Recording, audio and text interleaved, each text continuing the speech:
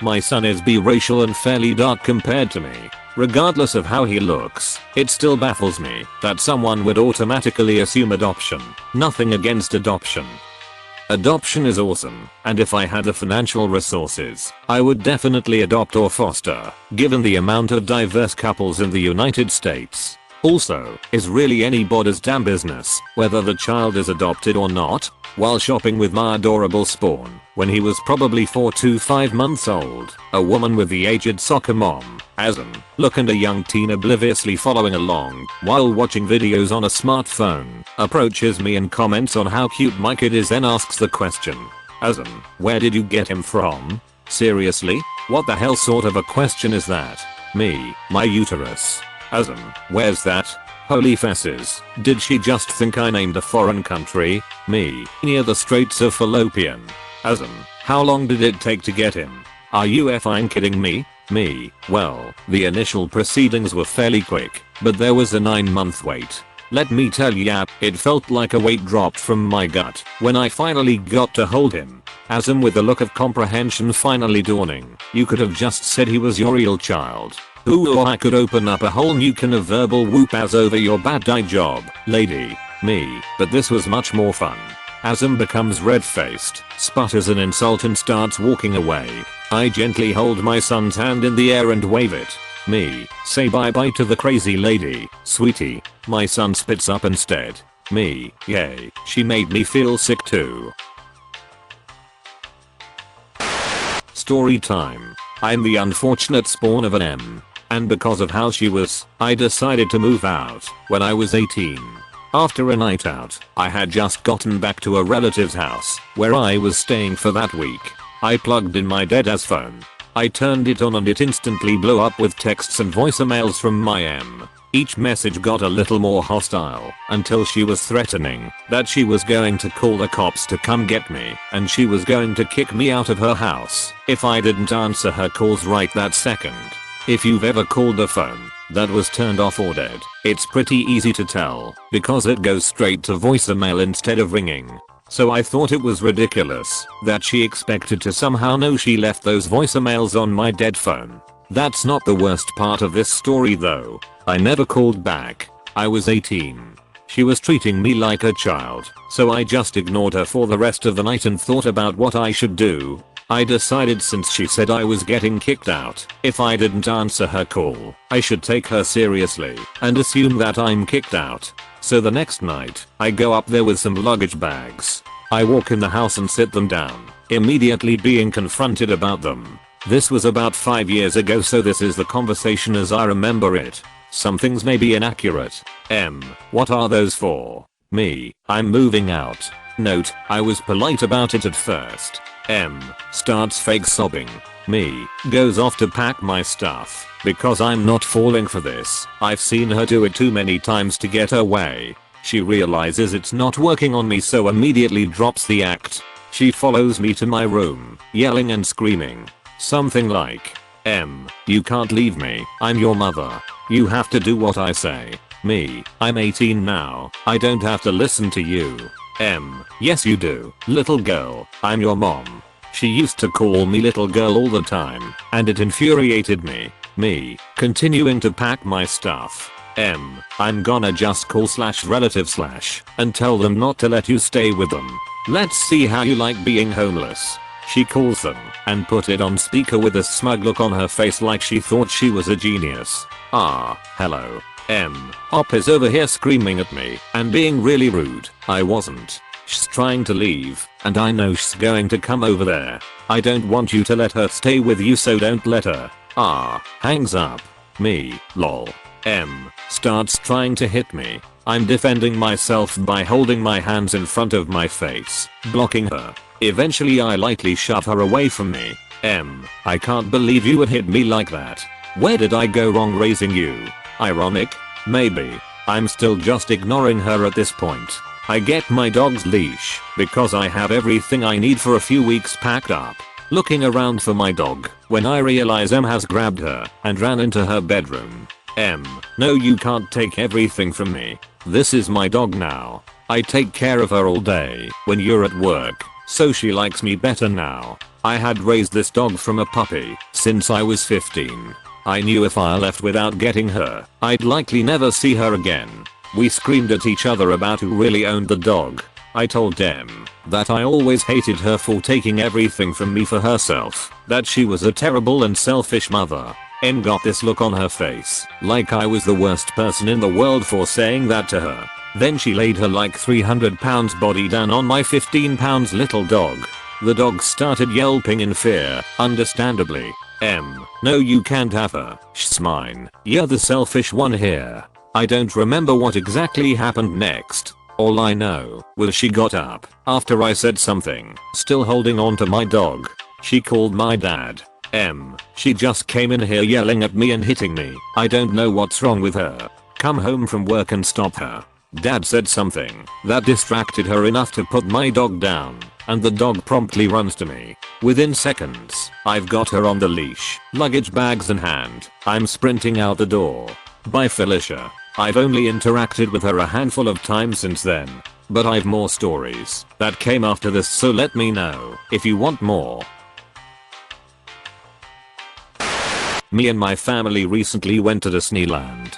Amazing vacation, except for this absolute lunatic of a mother. My brother and me were waiting in line for a pretty popular ride, Guardians of the Galaxy Drop Tower, which involves a long, looping line to get to the front doors. There's a pretty long line of people behind us, and we've been waiting for about an hour. From our left, the street for people to walk on. Entitled mother, hey, excuse me, huh. Em, yeah, hi. Me and my family want to ride this one, but the line is way too long. Me, completely confused. Oh, yeah it is, haha. Em, yeah, we don't want to do that. Me, assuming the conversation is over. Well, I understand that. I attempt to go back to looking at my phone. Em, loudly clearing her throat. I was saying you should help us. Me, what? Em, well, I'm here with my children. How about you let us under the gate to take your place? Me, excuse me? Em, they're such big fans of Guardians of the Galaxy. They have to ride this ride. I'm still shocked that this convo is even happening, so I admit I just stared in complete shock for a moment until Em starts to try to pull her kid forward and make him jump over the fence, which is in place for this very reason. Me, what the hell? Em, still acting like this is normal. It wouldn't be too much of a hassle for you anyway. You're both young men. You can stand in line and are only 10. Me, what? We are not doing that. Em, now huffy and annoyed. You're both men. You can go back to the start of the line and wait. This is a children's ride anyway. Just let them under so they can ride it. Em starts raising her voice and is still shoving her kid against the fence. Thankfully some employee sees and starts to head over. Em sees the employee coming over and starts to raise her voice, clearly pissed at me and my brother for not also being completely crazy. Em, this is a children's ride, you sons of, why are you so selfish? At this point the line started moving again, so me and my brother hurried along and away from her. Last we saw, the employee was trying to stop her from shoving her child over the fence, still spouting insults at anyone who would listen. The ride was fantastic, and since we didn't see Em in line heading out, I guess she didn't get anyone else to fall for her BS either. To start the scene, this was about a year ago. My friend and I went to the mall to get some new clothes, and stopped at the food court to get a snack. Cast: me, myself, F, friend, M, entitled mom, Ek, entitled kid, W, worker. To the story.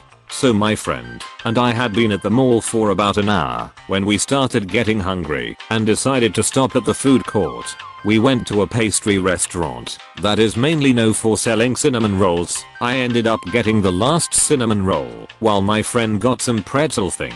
I don't remember what it was called. We sat down with our food and 5 minutes later a lady and her son walked up to the worker. She wasn't paying much attention to the worker and decided her phone was more important. W, hello mom, how may I help you today? M, I want a cinnamon roll for my son.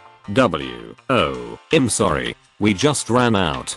That lady sitting down got the last one. We're currently making some though, so they should be ready in about 15 minutes. M, finally looking up from her phone. I can't wait that long. My son is a type 1 diabetic. He could die. I'm sorry mom. I can offer you a drink or something else we have made currently. I'm fine. And her son walk over towards my table. My friend and I continue talking and laughing at memes or something on our phones when M clears her throat. Me. Hi. M. Give me that cinnamon roll. At this point I had already eaten half of it, and it was mine, because I paid for it, so I told her no, and continued to talk to my friend. I said give me that cinnamon roll. It's for my son. He's a type 1 diabetic, and he'll die if he doesn't have that. I look up at my friend to see her smirking. See, what this mom doesn't know is I'm a type 1 diabetic. I have been for 16 years out of my total 19 years of living. I don't know a time without it, and I feel like I'm well informed on my own disease at this point. Obviously I don't know everything, but you get the point. Me. If he's a type 1 diabetic and it's so urgent, then why can't you go somewhere else to get him something? He's just so picky, and I really don't want him to die because of you being selfish. Just give him the cinnamon roll. I look this kid up and down. Now I know you can't tell if someone has diabetes by just looking at them, but I don't notice any site or injection scars on his arms or legs. That doesn't necessarily mean he isn't, because he could just do his incisions where people won't see them. I did that for a while because I was embarrassed, so I can understand. But something about them just didn't feel right. My gut was telling me that he wasn't diabetic. Me. Well, what's his blood glucose level at? Maybe I can help. With a panicked look on her face. It's at 13. Me. Oh wow, you should take him to an emergency room. I'm so surprised he's still walking around. And he's not pale at all. How are you still conscious? I am. I'm just a strong diabetic. Now I can hear my friend next to me trying to contain her laughter. She's been my friend long enough to know that if you ever go that low, you typically aren't acting fine and dandy. You're either unconscious or having a seizure. So we both know this mom is lying, and she knows we've caught her in the act. I don't know what you mean. He's obviously very me, cutting her off and showing her my insulin pump. Mom, the next time you want to try to scam someone to give your kid food, make sure they don't have the disease you claim they have. Now please leave us alone, so I can finish my food without going low. Goodbye. M goes red. She grabs her kid, and they storm out of the mall. I haven't seen either of them since, and I'm glad I haven't.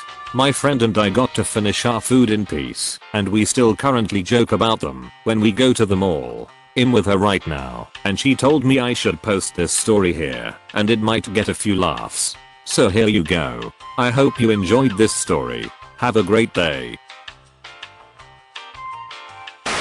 One of the perks of my college is that with our student email address, we get 5 free downloadable Microsoft Office apps, Word, Excel, PowerPoint, etc. All for free, for life. I've only used one of my downloads so far on my current laptop, so I can get my work and stuff done. I plan, however, to quickly get myself a new laptop, because this one is really small and bad, so of course I'm saving a download for my soon coming new laptop. I called my mother earlier as I'm supposed to, a phone call every day at the exact same time. The conversation was fine for a bit, but then things started to go a bit downhill. Me, broke college kid. Abusive and controlling mother. MBF, mother's boyfriend, an okay guy. I had something to ask you. I don't remember what it was. MBF mutters something in the background. Oh yes. So, you know your student thing. Me, what student thing? Your whole student perks or whatever. You know you get Microsoft Office free, right? Me, thinking she's just being helpful. Oh, yeah, the whole thing. I knew. I've downloaded it already. But you don't need it, right? Me, huh? Yeah, I do. For papers. No you don't. You have Google Docs for that. Me, professors here don't accept Google Docs, and it's not just Word I need it for. Are you sure you need it? And can't you download it more than once? Me, well, yeah. But I'm also getting a new laptop soon. That's your choice. You don't really need it. If you have Google Docs you should give me and MBF access to your account. so we can get it too. Me, well, I'm not even sure how many times I could download it. Whatever, find out and get back to me please. Spoiler alert, I will not be getting back to her. If you enjoyed the stories, slap the like and subscribe button for more of them, and don't forget to support the original writers with an upvote. Links are in the description. Peace out, and catch you tomorrow.